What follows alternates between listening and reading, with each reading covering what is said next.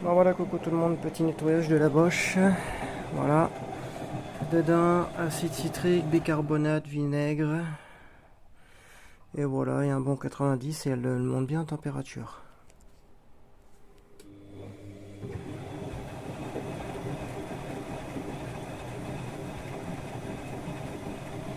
En tout cas, elle est beaucoup plus silencieuse avec ce moteur-là qu'avec l'autre, hein.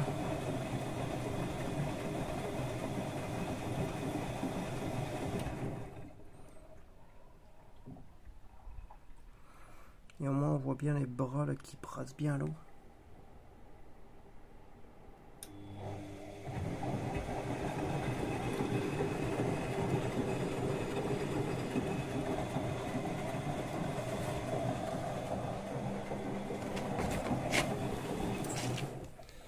Et une fois qu'elle va être à température à 90 degrés, ben, elle va tremper toute la nuit.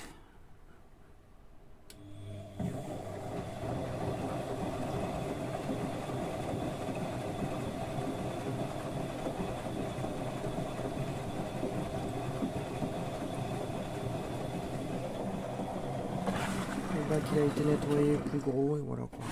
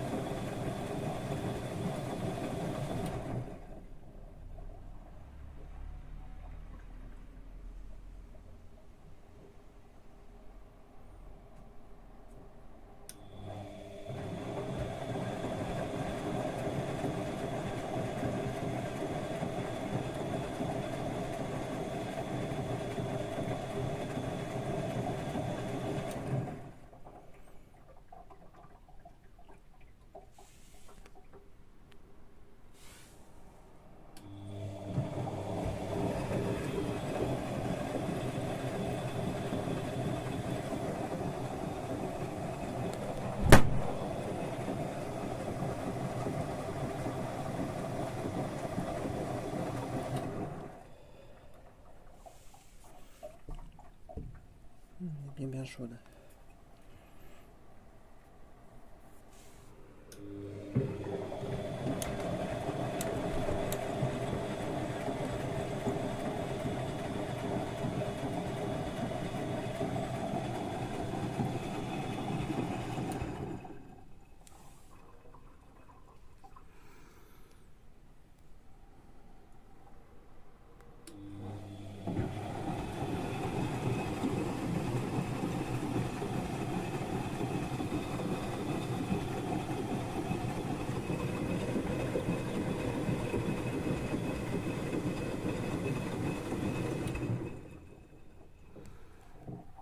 Ça, c'est du nettoyage.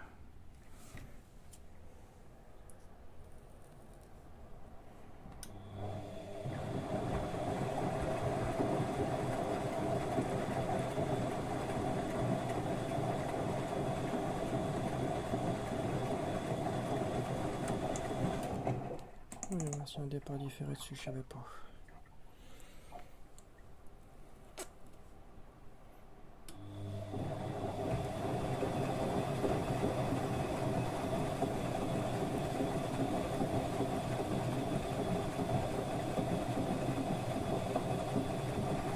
Après, il n'y a aucune fuite nulle part.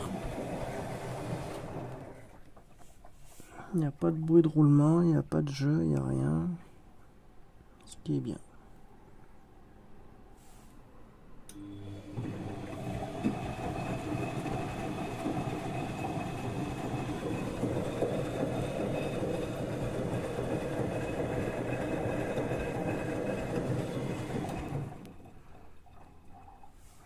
Je l'aurais cru plus sale que ça.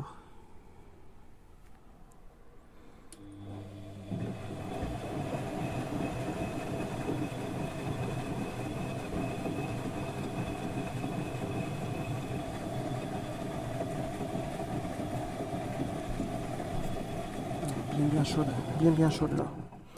Là, elle doit être à peu près à 50 degrés là. Vu la température de la vitre, elle doit être à 50 degrés là. Il reste encore 40 degrés de plus quoi.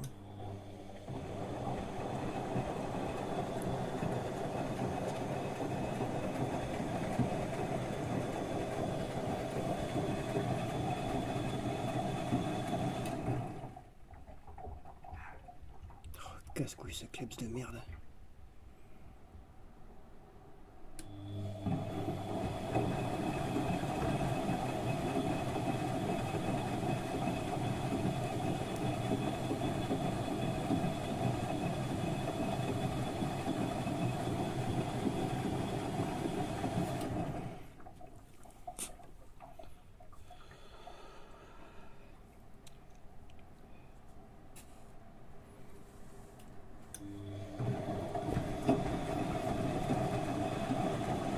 On se retrouvera quand elle sera à température.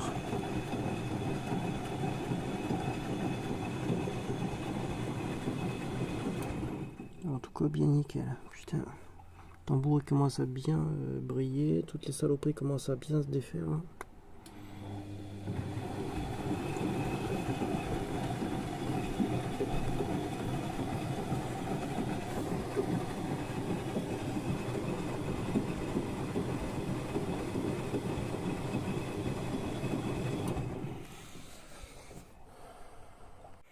Bon voilà, elle est quasiment à sa température, la vitre est bien brûlante.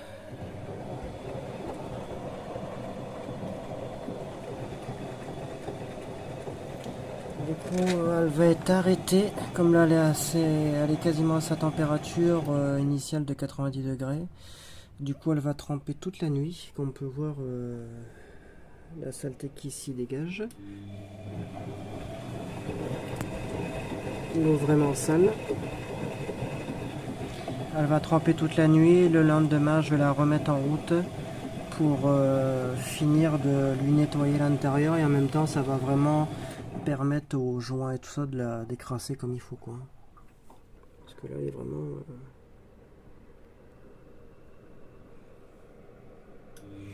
Et en plus, on entend bien la résistance qui chauffe dessus. Après, c'est des excellentes bécanes. Ça, c'est des excellentes machines. Hein. Ils ont plus de 10-12 ans, mais c'est des machines, ils sont réputés pour leur efficacité, longévité. Au moins, c'est pas de la merde, tu vois ça.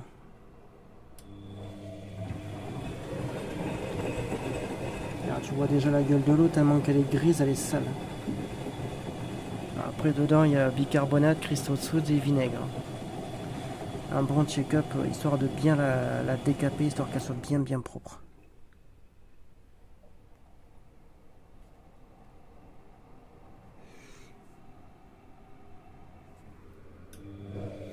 En plus, on entend bien la résistance qui siffle tellement qu'elle se met en température. Oh là, c'est chaud.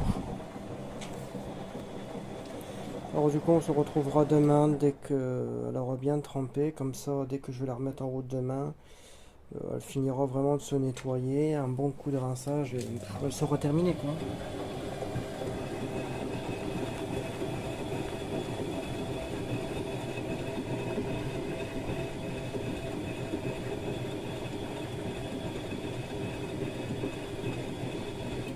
Là, on voit la gueule de l'eau tellement qu'elle est marron et dégueulasse, quoi.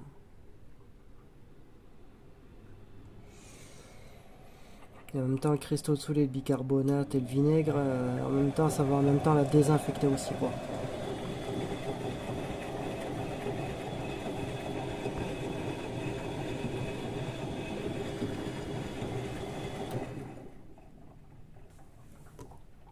Ah, c'est chaud.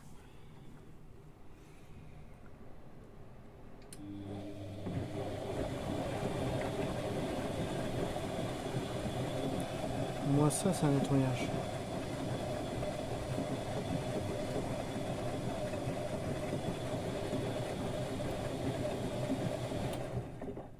Bon allez, à demain pour de nouvelles vidéos sur cette Pelachiote.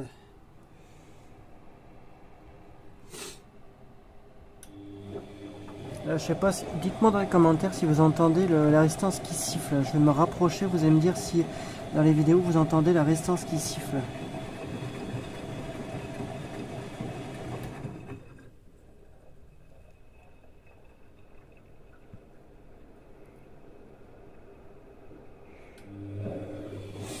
Moi déjà j'entends bien la résistance. Normalement vous devriez l'entendre aussi.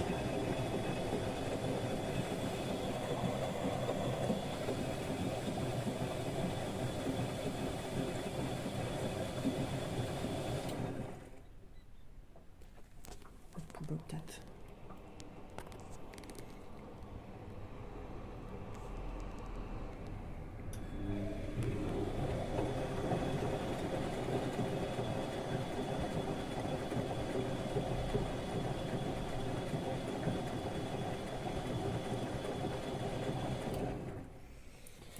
Bon voilà cette pelle à chiottes qui est propre dans l'ensemble.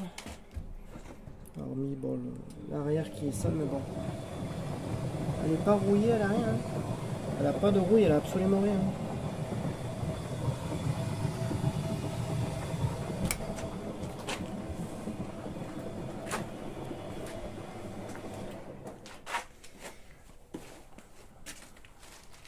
Elle est propre comme machine. Elle est très très propre.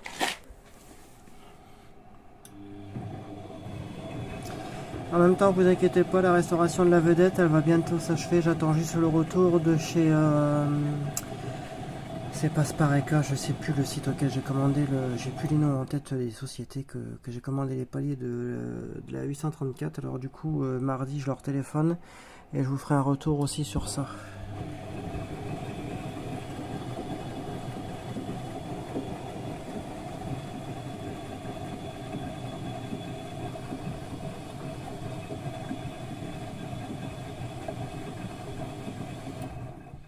Voilà, allez, à très bientôt.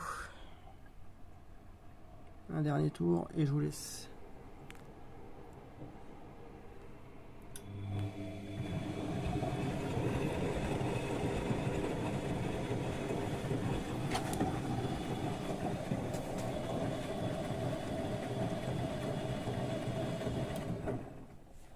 Hop, je l'arrête. J'attends que les petites bulles se fassent pour vous montrer la gueule de l'eau.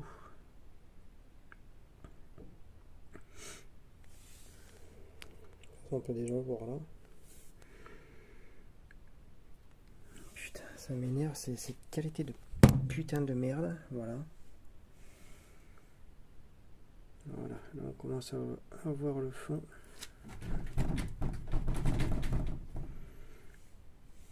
C'est quand même bien trouble, c'est quand même bien sale. Quand c'est trouble, c'est sale et que ça pue, c'est que c'est rempli de bactéries. Voilà, on commence à y voir. Là par contre on y voit bien. Là par contre, là c'est sale. Voilà. Voilà, là par contre on y voit bien comme quoi que c'est bien dégueulasse, tu vois. Voilà, comme ça ce sera peut-être mieux.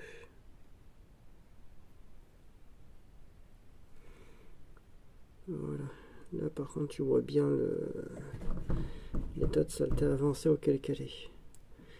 Quand tu vois qu'il y a pas mal de poissons, de résidus comme ça, plus l'odeur qui va avec, c'est que c'est rempli de bactéries. Rien qu'avec ça, malgré que tu nettoies avec ta lessive, qui est aussi un désinfectant à l'intérieur, tu peux quand même te manger tout ce qui est champignons, rien que ça, tu peux te manger des merdes. Tu vois, quand une machine elle est pas bien entretenue, tu te manges tout un tas de saloperies immondes. Tiens, je vais regarder. Voilà, tac. Est-ce qu'elle vidange? Normalement non, elle ne doit pas vidanger. Non, elle ne vidange pas. Voilà. Elle s'est remise sur son temps initial. C'est ça qui est bien sur ces modèles-là anciens, c'est que, regarde, tu vois, quand tu l'arrêtes comme ça, et que tu la remets en route, tu vois, sur ces 90 degrés, et que tu la remets en route, et bien elle vidange pas comme les machines actuelles. Elle se remet sur son cycle. Elle va pas vidanger, elle va pas refaire tout un tas de processus à la con que ça a strictement rien à faire. Et dessus, si tu mets de la liquide et que tu la mets en route, et ben elle va pas vidanger pour après remettre une eau. et ben elle va directement te mettre en eau. Et ce qui est bien, c'est qu'au moins ça t'évite d'avoir des pertes lessivielles. C'est ça qui est bien avec les anciennes, c'est que quand tu l'arrêtes, regarde, tu vois, je te l'arrête, elle a arrêté, tu vois, il n'y a plus rien. Et généralement, quand tu remets une machine en route, tu vois, quand tu remets une machine en route, et bien généralement elle va vider, elle va refaire tout un processus et nanana. Et regarde, quand tu la remets en route, elle se met directement en lavage. Et voilà, ça veut dire elle va directement faire sa prise d'eau au lieu de faire la vidange, matin, patin, enfin toutes des conneries à la con qu'on en a rien à foutre. Voilà, tu vois, tout est propre. Là, c'est l'eau pour demain, le rinçage. Et voilà, je vais faire un rinçage en même temps que la vidange, comme ça au moins, voilà. Voilà, alors du coup, à très bientôt pour de nouvelles vidéos. Bah, on se dit à demain. Voilà. Là, elle fait brassage lent. Voilà, brassage lent pour que tout le linge puisse s'imbiber d'eau. Après, elle refait une prise d'eau, une dernière prise d'eau pour avoir un niveau vraiment suffisant. Et après, elle fait son cycle normal. Et ce qui est bien sur ces modèles-là, c'est le niveau de rinçage. Elle a un bon niveau de rinçage, tu vois, sur ces modèles-là. C'est ça qui est bien. Et en plus, c'est la performance à 6 kg. Et c'est une vraie 6 kg, ça veut dire une vraie 60 litres. Regarde, tu vois la profondeur du tambour, tu vois que c'est une vraie 6 kg. Pour l'époque, au moins, c'était, après, les pas vieille, elle est de 2005, entre 2005 et 2010, maximum. Alors, voilà quoi. Et en plus, t'entends bien le splash, splash, splash. Ça, au moins, ça, c'est bien.